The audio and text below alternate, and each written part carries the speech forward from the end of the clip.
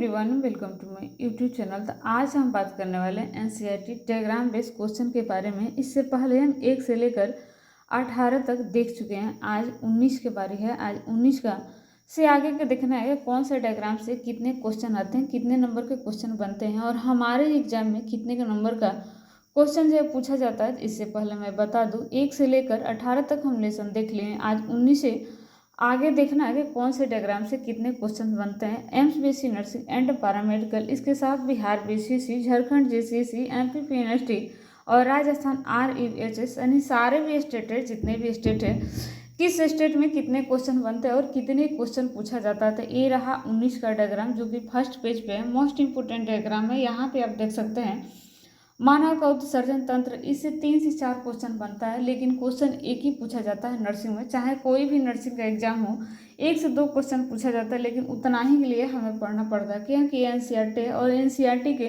हर एक line important है। इसके साथ डायग्राम भी इंपॉर्टेंट है क्योंकि एक डायग्राम से 8 से 10 क्वेश्चन बनाए जा सकते हैं, जबकि हमको से पूछा एक ही जाएगा, लेकिन एक ही क्वेश्चन के लिए सारे डायग्राम को जहन में रखना पड़ता है। तो ये रहा अपना मानव का उत्सर्जन तंत्र। इससे आगे का डायग्राम देखेंगे, इसे एक रफली पेज पे बना लेंगे और बना के देख लेंगे किसके बाद क्या आता है। उसके बाद इसे अच्छे से रिमेंबर कर लेंगे या कहीं दीवार पे चिपका देंगे। उसके बाद है वृक्क का भाग, यहाँ पे है रक्तवाहिनी यानी ब्लड जो है कैसे आता है कैसे जाता है। इन दोनों डायग्राम को देख लेंगे, ऊपर वाले नीचे वाले। उसके बाद यहाँ पे एक डायग्राम है, इस डायग्राम से भी क्वेश्चन बनते हैं 1 से 2, लेकिन इस डायग्राम से 5 से 6 क्वेश्चन बनते हैं। इसमें कॉर्टेक्स होता है, कहाँ से क्या होता है, इन सारे को कैसे ब्लड आता है जाते हैं, सीरा धमनी, इन सारे के बारे में 5 से 6 क्वेश्चन बनता है, लेकिन 1 या 2 क्वेश्चन हमसे पूछा जाएगा। लेकिन 1 से 2 क्वेश्चन के लिए हमें सारे डायग्राम को याद करना है। और देखेंगे आगे कौन सा डायग्राम है। तो यहाँ पे एक एक वाला डायग्राम है नेफ्रॉन की आंतरिक स्ट्रक्चर, नेफ्रॉन के बारे में भी क्वेश्चन पूछा जाता है। यहाँ भी 12th कि बोर्ड में भी पूछा जाता है, लेकिन हमें बोर्ड से लेना देना नहीं, हमें कंपटीशन एंट्रेंस से मतलब है। तो यहाँ पर भी देखेंगे नेफ्रॉन का चित्र और नेफ्रॉन का वासा रेक्टा द्वारा कैसे आता है ब्लड, कैसे जाता है, NaCl H2, इन सारे को देख लीजिए कितने अच्छे से एक्सप्लेन किया गया है, कितना ml कहाँ से आता है कहाँ से जाता है। तो इस डायग्राम को ये तो बन जाएगा, आसान है। इसे एक रफ पेज पे बना लेंगे क्योंकि यहाँ से भी क्वेश्चन बनते हैं। उसके बाद हम देखेंगे और कौन सा डायग्राम है। तो अब इस लेसन में कोई डायग्राम नहीं है। यहाँ पे एक है मैच द फॉलोइंग यानी मिलान करने वाला, इसे हम देख लेंगे क्योंकि मिलान करने वाला हर एक एग्जाम में पूछा जाता है। यहाँ की एम्स नर्सिंग में भी 22, 23, 24, यहाँ तक 25 में भी पूछा गया है। एनसीईआरटी में से एक मैच करने वाला पूछा है। अक्सर वैज्ञानिक के नेम पूछा जाता है कि किस वैज्ञानिक ने किस चीज़ का खोज की और किसका सिद्धांत यानी थ्योरी दिया। तो वैज्ञानिक नेम से अभी तक पूछा गया है, लेकिन हम इसे भी देख लेंगे क्योंकि ये भी ज़्यादा इम्पोर्टेंट है। मैच द फॉलोइंग करने वाला यानी मिलान करने वाला। अब लेसन 20 में आएंगे गमन और संचालन। यहाँ पर देखेंगे कौन सा डायग्राम है जिससे डायग्राम से क्वेश्चन बनता है। इस डायग्राम से क्वेश्चन बनते हैं 4 से 5। पेशी समूह होता था पेशी तंतु को दर्शाते हुए पेशी का एक अनुप्रस्थ काट, इसे देखेंगे।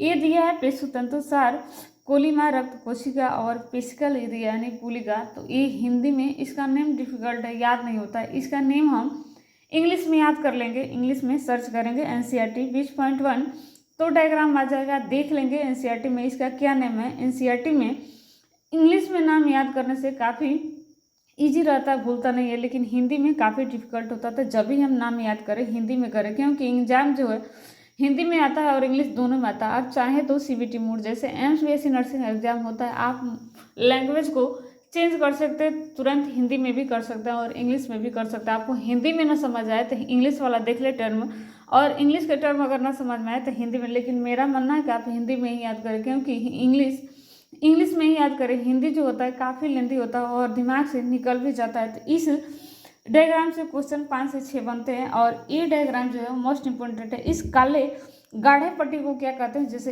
ये रहा एक काले गाढ़े पट्टी, इस काले गाढ़े पट्टी को क्या बोलते हैं, ये वाइट वाला जो पट्टी इसे क्या बोलते हैं। 25 में ये डायग्राम जो है आया था और यहाँ पे आरो दे करके नीचे ABCG ऐसे करके लिखा था और ऑप्शन दिया था आपको, चारों में भरना था कौन सा ऑप्शन सही है। कौन से ऑप्शन का एक काले गाढ़े रंग के पट्टी को कहते हैं, कौन से व्हाइट रंग को पट्टी कहते हैं, ऐसे ऑप्शन दिया रहता है। A25 में डायग्राम आया था तो इसे देख ले, ए तो आया है 25 में, तो ये इस बार पूछा नहीं जाएगा, लेकिन फिर भी हम देखेंगे, हो सकता है कि मुझे एम्स के पेपर में ना मिले, बिहार बीसीसी मिल जाए, एमपी पीएनएसटी मिल जाए, झारखंड जेसीसी मिल जाए। जब हम एक से अलग एग्जाम देंगे तो अवश्य मिलेगा, क्योंकि जब एम्स में पूछा गया था इम्पोर्टेंट है, इसलिए इसे भी देखेंगे। और ए रहा डायग्राम जो कि 118 पतला तंतु, A24 में क्वेश्चन पूछा गया है, एक क्वेश्चन पूछा हुआ है डायग्राम, ए वाला डायग्राम आया था और ऐसे सर्कल करके दिया था ABCD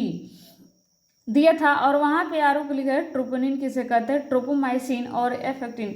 ये जो 3 बिंदी दिख रही है गोला गोला से संरचना, इसको कहते हैं ट्रोपोनिन। ये जो रस्सी टाइप से आया है आप देख सकते हैं, ऐसे ऐसे घूम के इधर निकला हुआ है, इसे कहते हैं ट्रोपोमाइसिन। और ये जो गोल गोल संरचना है, स्ट्रक्चर है, इसे कहते हैं एफेक्टिन। ये जो डायग्राम है 24 में पूछा गया था, क्योंकि 24 में 2 शिफ्ट में एम्स बीएससी नर्सिंग का एग्जाम हुआ था, नंबर ऑफ स्टूडेंट बहुत ज़्यादा थे, तो 2 शिफ्ट में हुआ था, एक 24 को और एक 8 जून को हुआ था 24 में, एक 9 जून को हुआ था। तो 8 जून वाले में ये जो है डायग्राम आया था, इसे पहचान के लिखना था। ये काफ़ी इंपॉर्टेंट है, तो कोई ज़रूरी नहीं है कि हर 1-2 साल बाद क्वेश्चन रिपीट होता है, तो हो सकता है तो पूछ भी सकता है, अगर नहीं भी पूछे फिर भी हमें याद रखना पड़ेगा, क्योंकि अदर स्टेट से जब भी हम दे राजस्थान, इस स्टेट से उस स्टेट में क्वेश्चन बन सकते हैं, क्योंकि एम्स में 24 में पूछा हुआ क्वेश्चन है, तो इसे हम याद करेंगे।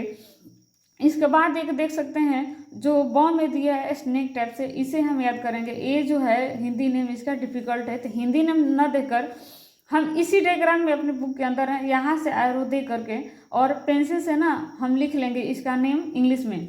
जब भी हम पढ़े तो अगर बनाना हो तो ठीक है, एक रफली बना ले, अगर नहीं बनाना हो तो मुझे हिंदी जो है नहीं समझ में आती है, तो यहाँ से आरो कर इधर जो है इंग्लिश नाम लिख लेना चाहिए, ताकि याद रहे 24 में पूछा हुआ है। उसके बाद यहाँ पे क्रॉस सेतु बनने की प्रक्रिया है, तो ये तो अभी तक नहीं पूछा गया, लेकिन फिर भी हम देखेंगे कैसे बनता है, क्योंकि इससे भी क्वेश्चन आ सकता है। उसके बाद है इस स्ट्रक्चर से तो अभी तक क्वेश्चन नहीं पूछा गया, न ही 100 साल तक पूछा जाएगा, क्योंकि ये किसी भी एग्जाम में नहीं पूछा जाता, ये समझने के लिए दिया है। उसके बाद है यहाँ मनुष्य की करोटी आरेख यानी स्कल, यहाँ पे देखेंगे खोपड़ी, खोपड़ी से बहुत सारे क्वेश्चन आते हैं, आपको तो पता ही है, काफ़ी इंपॉर्टेंट ये टॉपिक है, स्कल यानी खोपड़ी।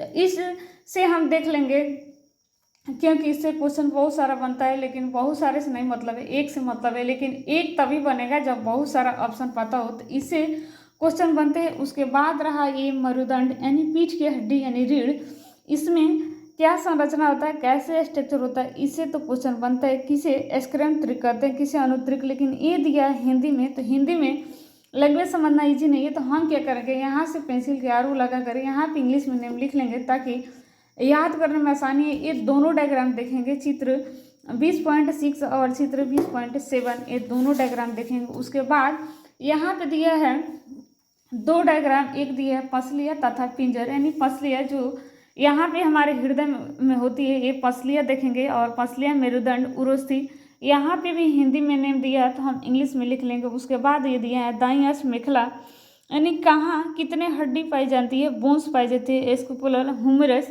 एक यहाँ दिया है लेफ्ट वाला और राइट वाला जो है यहाँ दिया है, तो हम इस दोनों को याद करेंगे, क्योंकि पैर की उंगली, हाथ की उंगली और एड़ी, ये सब की हड्डियाँ पूछी जाती है, बोन्स पूछी जाती है कि नंबर ऑफ बोन्स कितनी है, तो हमें बताने पड़ेगी। इसका एक ट्रिक होता है, उस ट्रिक से भी चाहे तो आप याद करें, और ज़्यादा आपके पास माइंड हो तो आपको तो ऐसे ही याद हो ही जाएगा। बहुत सारे बच्चे हैं जो याद कर लेते हैं, तो इस वाले डायग्राम को आप अवश्य ही याद कर ले, और इस वाले डायग्राम को फिर एक लेफ्ट साइड वहाँ दिया था, तो राइट साइड यहाँ पे दिए, दोनों डायग्राम को अवश्य याद कर ले। उसके बाद यह है लेसन जो है फिनिश होता है। यहाँ पे रहा है इसका क्वेश्चन, तो यहाँ पे क्वेश्चन तो पूछा नहीं जाता है, लेकिन हम यहाँ पर दिया है मैच द फ्लोइंग, इससे जरूर हम याद कर लें कि चिकनी पेशी, ट्रोपोमाइसिन, लाल पेशी, कपाल, कौन जो है किससे जुड़ा रहता है, इसे हम अवश्य देख लेंगे, क्योंकि मैच द फ्लोइंग क्वेश्चन पूछता है AIIMS BSc nursing and paramedical, इसके साथ हर एक अदर स्टेट में, तो हमें देखेंगे ही मैच फ्लोइंग, मैच वाला क्वेश्चन। अब हम वीडियो ज़्यादा लंबा हो गया, इसलिए अब यहाँ से